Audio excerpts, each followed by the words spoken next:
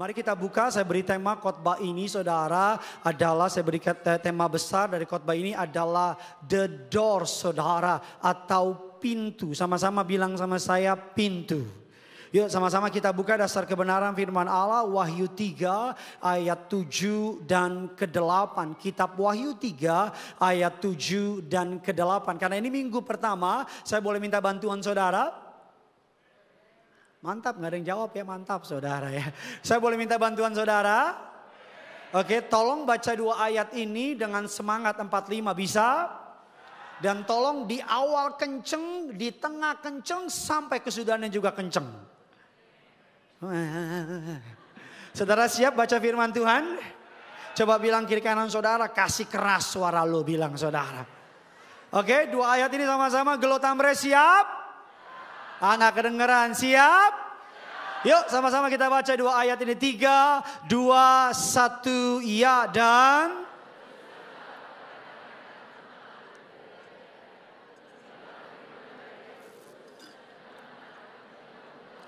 Apabila tidak ada yang dapat, ayat yang ke-8 lebih lagi. Lihatlah, stop, bilang kiri kanan saudara, Tuhan buka pintu tahun ini. Saudara yang jomblo tahun ini Tuhan kasih pintu pasangan hidup. Wih banyak ya. Saudara yang belum punya rumah tahun ini Tuhan kasih rumah pribadi. Wih mantap. Saudara yang punya utang-utang tahun ini Tuhan berkati bebas utang-utang. Oh banyak juga utangnya ya. Saudara yang belum punya anak, tahun ini Tuhan buka kandungan istri saudara. Karena kitab katakan, lihatlah aku membuka pintu bagimu yang tidak dapat ditutup oleh seorang pun. Aku tahu bahwa kekuatanmu tidak seberapa. Bilang kiri kanan saudara, lu gak usah sok kuat, bilang saudara. Saudara jangan lihat saya bilang. Kita gak usah sok kuat, Alkitab katakan karena aku tahu kekuatanmu tidak seberapa, namun engkau menuruti firman-Ku dan kau tidak menyangkal namaku. Saya akan buka khotbah ini dengan 2 prinsip menurut kerajaan surga. Berapa prinsip? Prinsip yang pertama adalah mata uang kerajaan surga bukan dolar, bukan emas, tapi iman. Bilang kiri kanan saudara, yang buat surga bergerak adalah iman. Amin. Jadi doa bukan berapa banyak panjangnya, tapi ada iman gak di doa itu? Katakan amin. Saudara boleh doa gak ngomong lagi, cuma nangis doang, air mata, Tuhan bisa jawab doa saudara. Tapi ingat itu hanya berlaku kalau kau doa sama Tuhan. Kalau kau doa sama pendeta nangis, pendeta gak bisa baca bahasa air mata. Yang kedua, prinsip yang kedua dalam Alkitab, bahwa kamu hanya menerima apa yang kamu percayai. Saya ulang lagi, prinsip yang kedua, kamu hanya menerima apa yang kamu percayai. Tahun ini hanya akan terjadi berdasarkan apa yang kau percayai. Saudara terserah orang mau bilang apa tahun ini dan sebagainya. Tapi saya punya iman, mungkin tahun ini berat, mungkin tahun ini sukar. Tapi saya percaya pemeliharaan Allah, Yesus Kristus tetap sama dahulu, sekarang dan sampai. Dia lebih dari sanggup buat pelihara saudara. Kalau cabang lain sih tepuk tangan, kalau cabang lain. Kayaknya daging babi di pergantian tahun masih terlibat di sini saudara. Masih nyantol di sini. Nah mari kita akan melihat saudara, Yohanes 10 ayatnya yang ke-9 bilang demikian. Akulah pintu, kata Yesus. Barang siapa masuk melalui aku, dia akan apa? Selamat. Dia akan masuk dan akan menemukan apa? Jadi kalau tahun ini pintunya adalah Yesus, janji firman Allah, keluar masukmu, masuk keluarmu akan apa?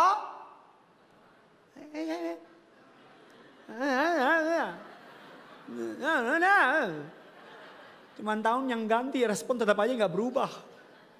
Alkitab bilang kalau pintunya Yesus, kamu akan apa?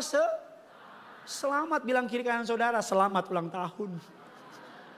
Selamat, dikatakan kamu akan keluar masuk dan akan menemukan apa? Padang. Karena Yesus menggambarkan kita domba.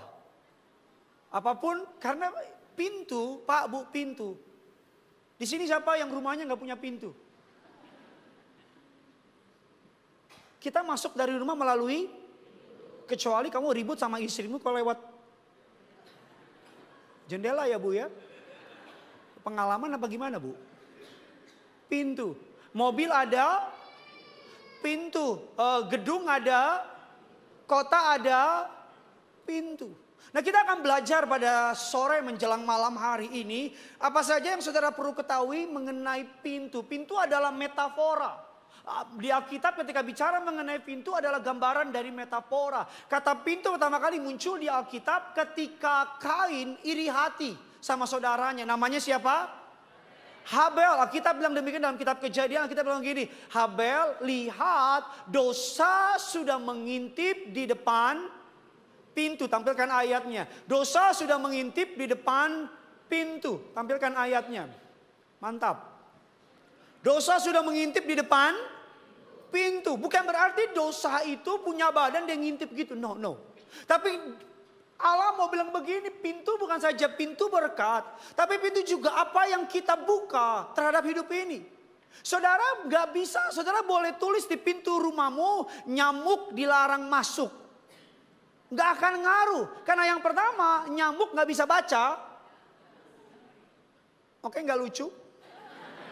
Namanya usaha.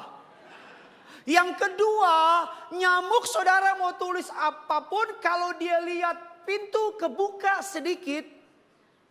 Dia akan. Saudara boleh tolak iblis, tolak setan, boleh tolak. Saudara boleh ngomong sampai berbusa, tapi kalau kamu buka celah, dia akan apa? Karena yang terpenting bukan hanya apa yang kamu omongin, tapi apa yang kamu lakuin. Makanya saya bilang tadi di awal khotbah, prinsipnya apa kamu hanya mendapatkan apa yang kamu percayai. Makanya ayo dong udah tahun 2025. Jangan buka celah lagi. Yang lalu-lalu lah. Kalau 25 gagal hancur. 24 gagal hancur dan sebagainya. Itu lalu. Jangan pahit lagi. Jangan benci sama orang. Jangan biarkan iblis kembali berkuasa di tahun ini. Jangan biarkan iblis kembali menjajah saudara. Kembali merampok saudara. Kembali menghancurkan saudara. Tidak ada kebodohan yang paling hebat. Berharap tahun ini berbeda. Tapi metodenya tetap sama. Seorang lagi, tidak ada kebodohan yang paling itu bodoh sempurna. Jinanya jalan. Mukul istrinya tetap. Takut akan Tuhan yang gak ada. Tapi berani-berani bilang, tahun ini saya naik bukan turun. Naik kemana Bambang? Bisa ngerti maksud saya? Ketika bicara mengenai pintu, Pak, Bu, bilang kiri kanan saudara. Tahun ini, belum semuanya tahun ini, jangan buka celah. Yang sudah menikah boleh angkat tangan. Pak, jangan pura-pura jomblo, Pak. Saya pendeta yang percaya laki-laki sama wanita harus jaga jarak. Saya pendeta yang gak percaya laki-laki menikah dengan pria yang sudah menikah. Itu bisa bestie, bisa segalanya tanpa ada percikan asmara di tengah mereka. Kok gak ada yang amin? Saya pendeta yang percaya kecelakaan terjadi di jalan tol bukan karena kecepatan. Kecelakaan terjadi di jalan tol karena mobil depan sama mobil belakang gak jaga jarak. Perselingkuhan terjadi bukan karena kecepatan. Bukan karena no. Tapi karena cowok yang udah nikah, cewek yang udah nikah, sama-sama gak tahu diri. Mari kita kuat-kuatan diem yuk. Gak apa-apa, ayo gak apa-apa. Saya bisa menghabiskan khotbah 30 menit dengan diem aja gak apa-apa. Kalau bapak udah menikah, hindarin pulang kantor bareng, satu mobil, berduaan dengan istri orang. Memang dari pagi gak ada yang amin ngomongin memang. Gak ada. Karena awalnya nyaman. Cerita. Ngobrol. Kok muka kamu kayaknya murung sih. Gak apa-apa Mas. Ya udah. Mungkin kamu lagi marah. Nanti kalau udah tenang cerita ya. Lo kan demen gini-gini kan lo. Itu tuh suamiku. Dia tuh tante ngertiin aku.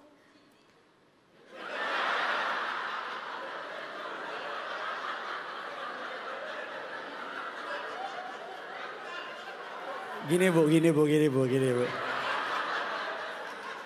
Kalau ada yang belum beres tahun ini, tolong dibereskan bu. Enggak, maksudnya kalau paha itu jangan terlalu kelihatan. Saya belum beres, jijik gitu langsung. Bu, ampuni suamimu bu. Dia bilang jijik, cuma 2 kemungkinan.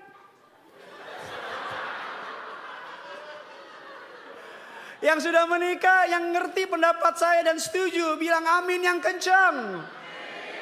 Iya, saya mau bilang sama saudara. Saya tadi melanjutin tapi dia tutup dengan jijik. Jijik itu kalau di SGS panjang banget. Iya bu, kalau kau punya masalah sama rumah tanggamu, jangan pernah cerita sama lawan jenis. Ngapain? Jangan cerita. Karena saya selalu bilang wanita itu lemah di sini. Di sini nih. Di telinga. Makanya wanita itu paling bisa. Makanya seluruh lagu cinta tentang pria ke wanita. Di mana-mana film pria yang kasih puisi sama wanita. Jarang wanita kasih puisi ke pria. Itu wanita yang rada gatel.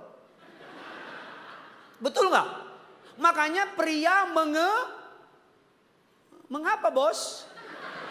Dan susah banget lah jar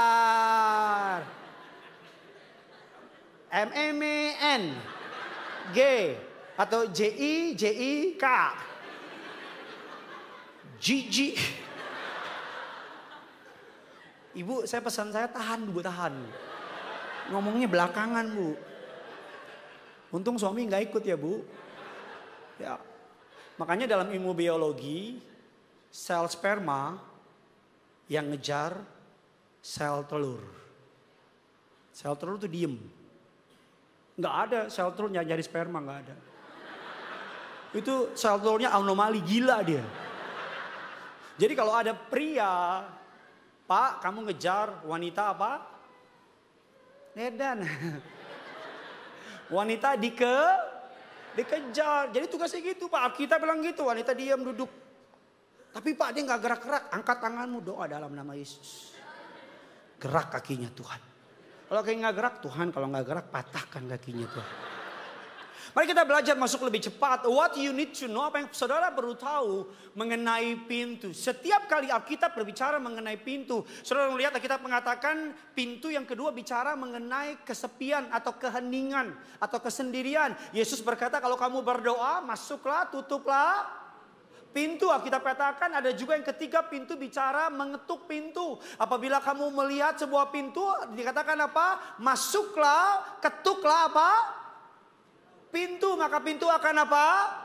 Dibukakan. Kalau saudara belajar ketika Paulus menyangkal Yesus 3 kali, Alkitab mungkin saudara nggak perhatikan. Tapi Alkitab mencatat Petrus menyangkal Yesus di samping atau di dekat pintu, kata Alkitab. Dan yang kelima Alkitab katakan ketika murid-murid ketakutan, mereka mengunci pintu. Yang pertama, mari catat catatan saudara, ini kan menjadi sebuah serial khotbah yang panjang Pak Bu. Kurang lebih akan selesai 2000 tahun kemudian. Yang pertama, kebenaran apa mengenai pintu? Glow Tamres, saudara siap diberkati? Ini awal bulan lebih dahsyat lagi dan siap diberkati? Ya kasih tepuk tangan dulu yang dahsyat bagi Tuhan kita. Yang pertama, every door is a decision. Setiap pintu yang saudara ambil adalah pilihan. Setiap kali saudara kemari hari ini, saudara berapa banyak pintu yang saudara lewatin? Pintu kamar, pintu toilet, pintu rumah, pintu mobil, pintu gereja. Betul ya? Saya cuma satu pintu Pak. Buka langsung gereja. Iya berarti rumahmu di samping situ. Kita semua memilih apa Pi? Salah pilih pintu. Salah masuk dan salah kehidupan. Celakanya tahun ini iblis kasih saudara dan saya banyak pintu. Dan celakanya kalau kamu gak dekat sama Tuhan, Kalau kamu hanya mengandalkan panca indramu untuk memilih pintu mana yang kau lihat, cuman karena nyamanmu, cuman karena feelingmu, kau nggak konsultasi sama Tuhan, you will be waste. Tahun ini nggak akan ada bedanya sama tahun sebelumnya. Every door is a decision. Salah pintu, salah kehidupan. Nggak usah pintu deh, salah pintu tol. Pernah nggak keluar salah pintu tol? Saya pernah, nggak nanya saya kasih tahu.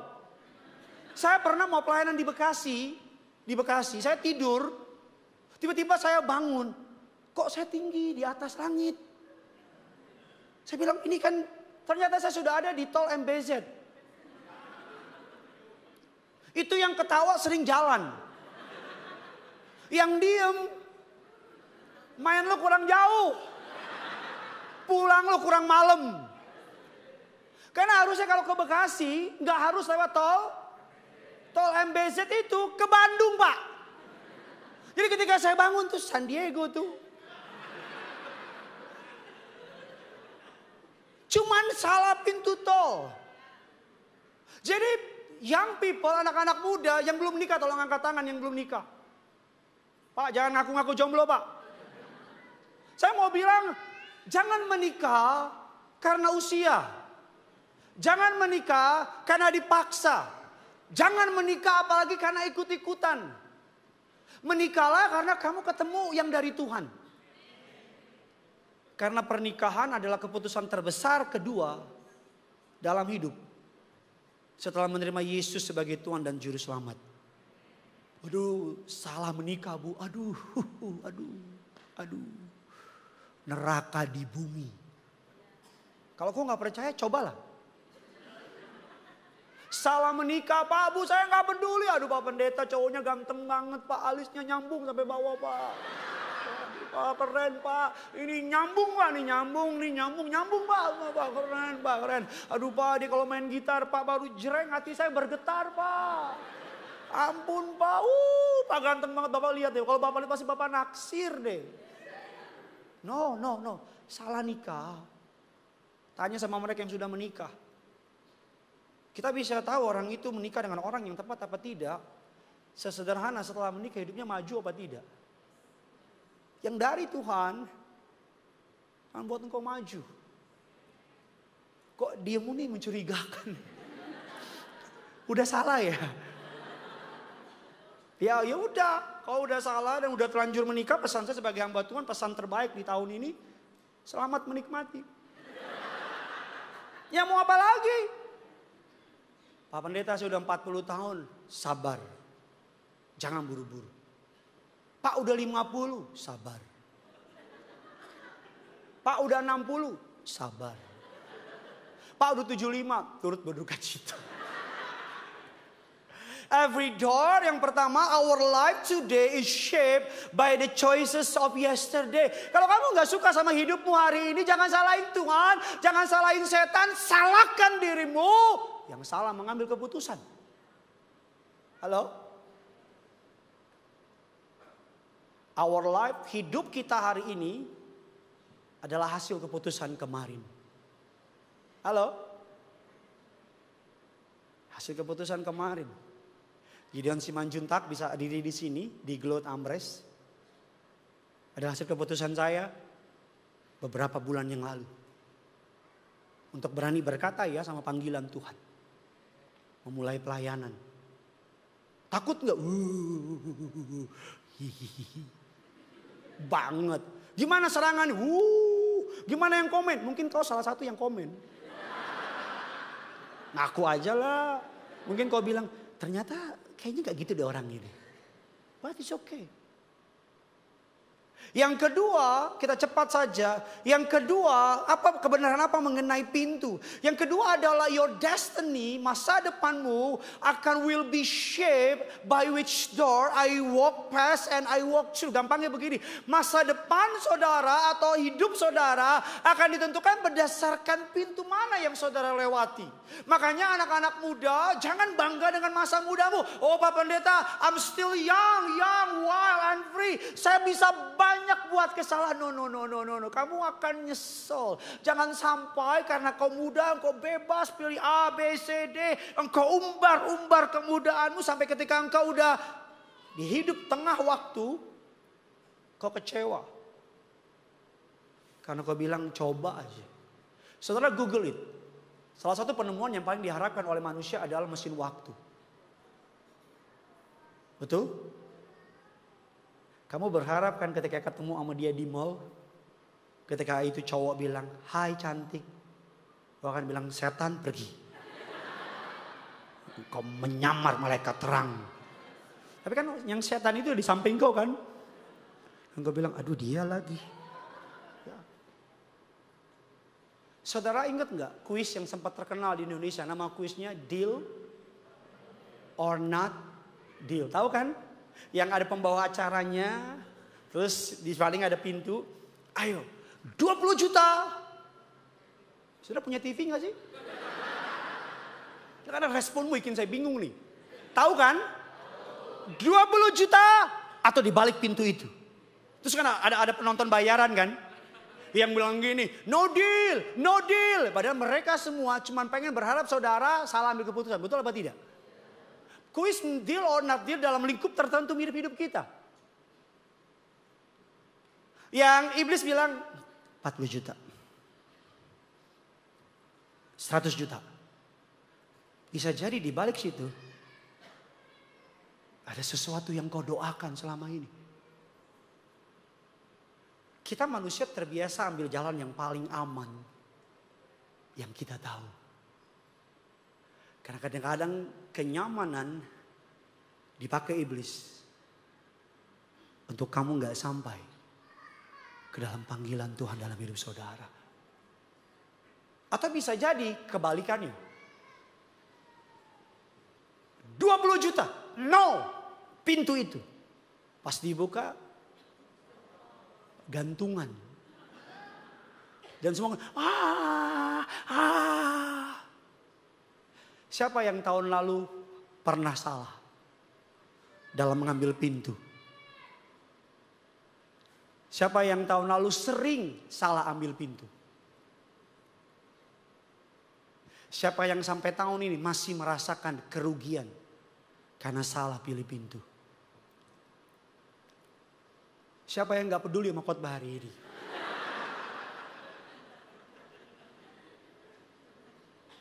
Saya mau bilang sama saudara. Makanya Musa berkata kepada jemaat Israel, "Aku menghadapkan kepadamu kehidupan dan keberuntungan, kematian dan kecelakaan. You choose."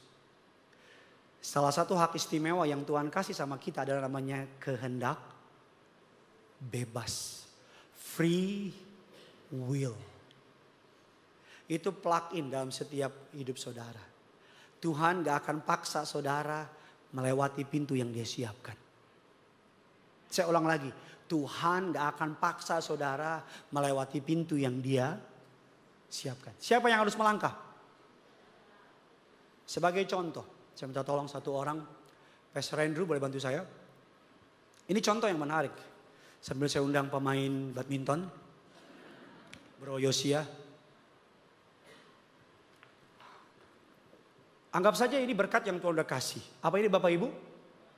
Berkat yang Tuhan sudah kasih. Terus saya bilang gini. In the name of Jesus. Terbukalah air masuk ke mulutku.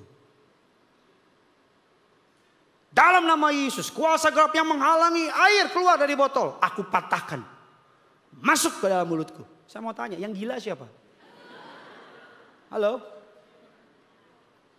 Tuhan udah kasih. Your part, your job adalah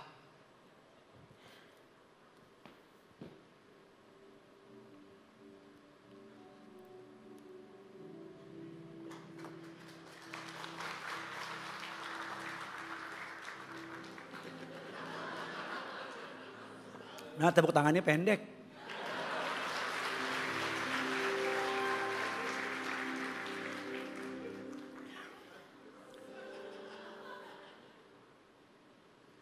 Banyak orang kasih Tuhan. Tuhan bilang, ini udah. Buka jalan Tuhan. Tuhan bilang, udah buka dari kemarin. Singkirkan musuhku. Tuhan bilang, gak ada musuhnya, cuma diri kamu sendiri. That's why you choose. Jadi siapa yang capek hidupnya gitu aja. Siapa yang capek baik, nakal, baik, nakal, baik, nakal,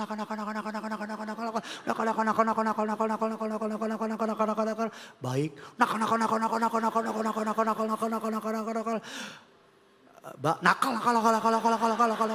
nakal. Mari kita jujur deh. Capek nggak? Kalau nggak capek sih kebangetan.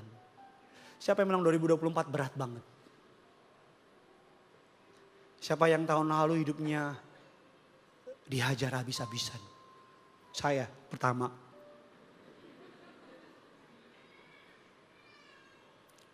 Mau tahun ini beda nggak? Nggak ada yang jawab. Mau nggak? Mau tahun ini beda nggak? Mau tahun ini dahsyat nggak? What should we do? We walk, makanya kata Alkitab bilang we walk by faith. Bukan we see, bukan we feel, bukan we think. We walk by faith.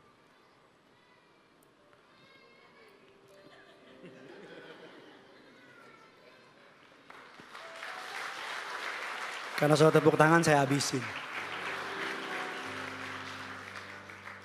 Thank you, Pastor. Bilang kiri kanan saudara, walk by faith. Amin. Yang kedua, kita bicara mengenai pintu. Yang pertama adalah pintu is a decision. Yang kedua, pintu akan membentuk your future. Like or dislike, suka. Kalau kau gak suka sama hidupmu hari, jangan salahkan Tuhan. Keputusan yang kau ambil. Amin. Bill Gates pernah bilang demikian. Kalau kamu lahir miskin, itu bukan salahmu. Tapi kalau kamu mati miskin, itu siapa? Salahmu. Yang ketiga, Alkitab katakan, saya bagi menjadi 3, poin ketiga ini. Yang ketiga adalah door bisa menjadi opportunity from God. Kesempatan dari Tuhan. Bisa jadi tahun ini Tuhan kasih pintu terbuka yang kau doakan, yang kau rindukan, yang kau harapkan. Alkitab bilang, mari kita baca firman-Nya, sama-sama kita baca. Sudah diberkati, amin. Yuk sama-sama kita baca kebenaran firman Tuhan. 1 Korintus 16 ayat yang ke-9, 3, 2, 1, ya.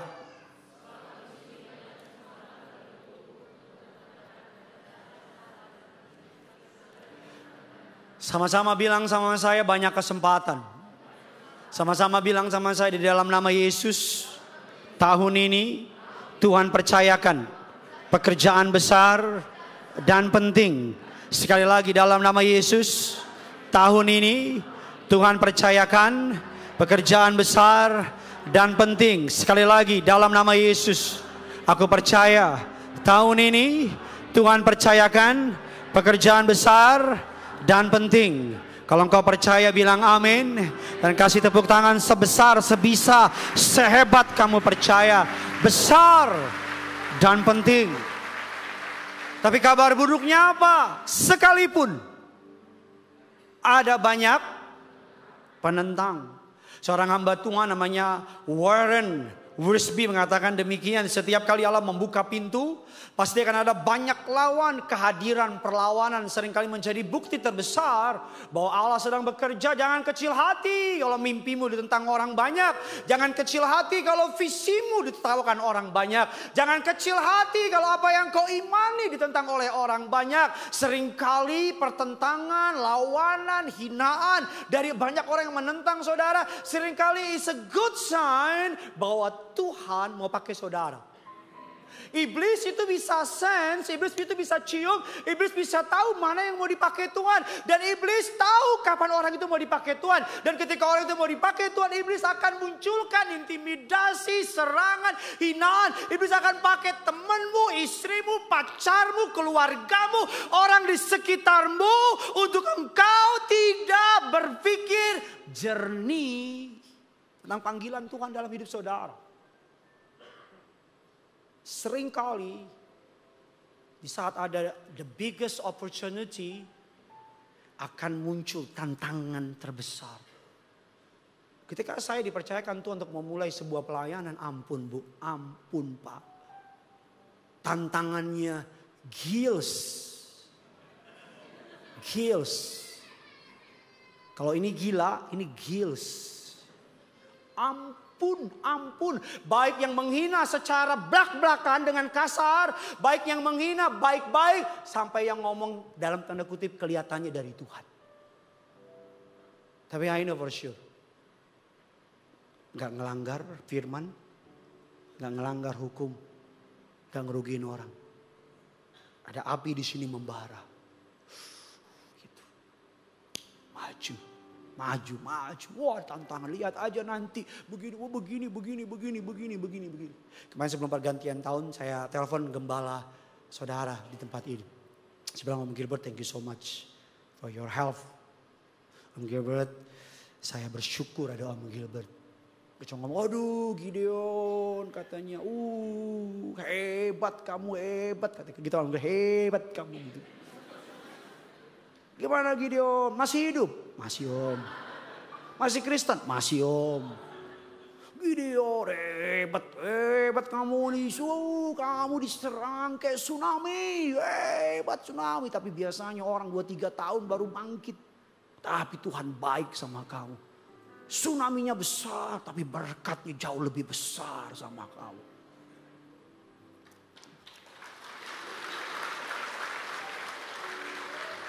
Ya, susah namanya hidup gak bisa dipaksa.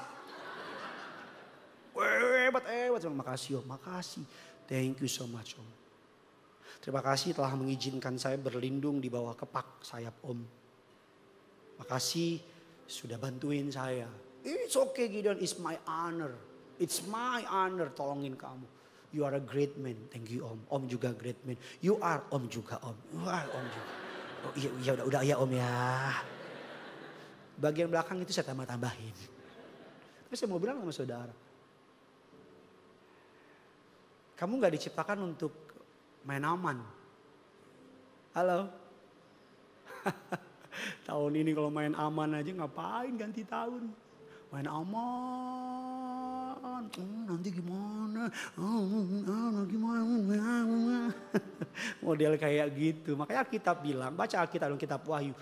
Penakut tidak bisa masuk surga. Baca Alkitab bukan saya ngomong. Oh Tuhan gak bisa pakai orang penakut. Makanya ketika Gideon di Alkitab, bukan Gideon yang ini. Tuhan bilang apa sama pasukan Gideon? Yang takut pulang. Gideon keluar ke kemahnya dibilang, yang takut pulang. Semuanya pulang. Gideon bilang, yang benar-benar takut maksudnya. Pulang. Kenapa? Karena Tuhan tahu. Ketakutan itu menyebar. Makanya jangan pernah bergaul sama orang penakut. Ngapain? No. Jangan bergaul sama orang yang nanti gini gimana dong. Nanti gini gimana dong. Karena sesama penakut. Mereka gak mau lihat temannya maju. Mereka nyaman di zona nyaman mereka. Mereka nyaman di mediocre mereka. Oh mohon maaf saya gak punya roh mediocre. Jangan sombong. Jangan bilang oh Pak Pendeta sombong. No. Yesus mati di kayu salib. Untuk menjadikan saudara dan saya orang-orang hebatnya Tuhan di dunia ini. Come on, bisa lebih dahsyat dari ini. No. Penakut. Gak bisa Tuhan pakai. Gak ada sejarahnya. Orang penakut dipakai Tuhan. Orang berdosa dipakai Tuhan banyak. Orang bodoh dipakai Tuhan banyak. Orang yang gak bisa dipakai Tuhan banyak. Tapi orang mungkin awalnya takut. Tapi seterusnya. Saya gak ngajar saudara bisa langsung ke WA bos gue keluar. Kenapa? Penakut gak masuk surga bos. Kamu yakin? Jangan banyak ngomong bos, keluar gue. Terus kalau keluar, Pak Pendeta kemana? Ini nanya gue. Gak maksud saya. Saya saat ini sedang menghidupi my best life. Kenapa? Pada akhirnya, dengan caranya, saya berani naik ke perahu itu. Ketika Yesus bilang sama Petrus, berjalanlah. Mungkin jatuh, ada tangan Tuhan. Amin. Tangan Tuhan. A door. Jangan doa Tuhan bukakan. Tuhan bilang, open door. Aku buka. Semuanya kayak, gimana ya? Senang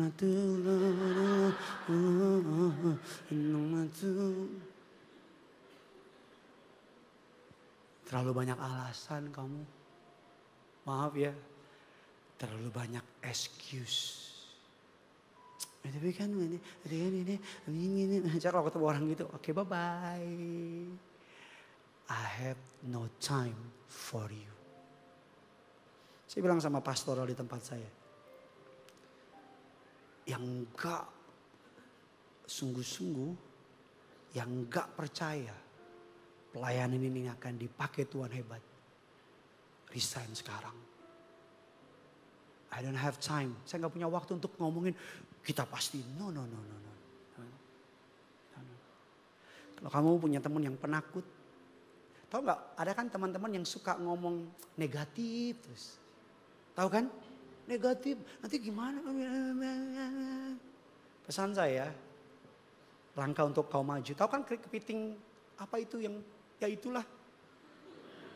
Pokoknya kepiting aja. Yang ditaruh di bak. Yang kepiting naik ke atas. Temannya capok. Jatuh. Pokoknya kepiting itu yang gak pengen orang maju. Ada orang yang bersembunyi kasih masukan sama kamu. Sebenarnya dia cuma kagum sama keberanian kamu. Dia pengen kayak kamu. Dia gak berani. Dan dia pengaruhin kamu. Supaya kamu tetap selevel sama dia. Padahal Tuhan mau naikin level kamu. Mantap. Udah. Oke. Sekian dari saya. Jikalau ada salah-salah kata mohon maaf. Ya. Jangan. Kayak deal or not deal tadi. Ambil. Karena mereka juga gak tahu ambil apa enggak. Hidup cuma sekali. Hidup cuma berapa? Sekali. Tuhan di pihak kita. Tapi waktu tidak di pihak kita. Doa saya kiranya firman ini boleh menjadi berkat bagi saudara. Besok minggu kita akan belajar lebih dalam mengenai kebenaran, mengenai pintu. Setelah datang lagi ke tempat ini, kita akan sama-sama diberkati. Doa saya sebagai hamba Tuhan, tugas saya mempersiapkan saudara masuk tahun ini. Agar kau siap, alert, siap, jelas masuk tahun ini. Doa saya jemaat Glow Tamres, saudara diberkati dengan dahsyat tahun ini.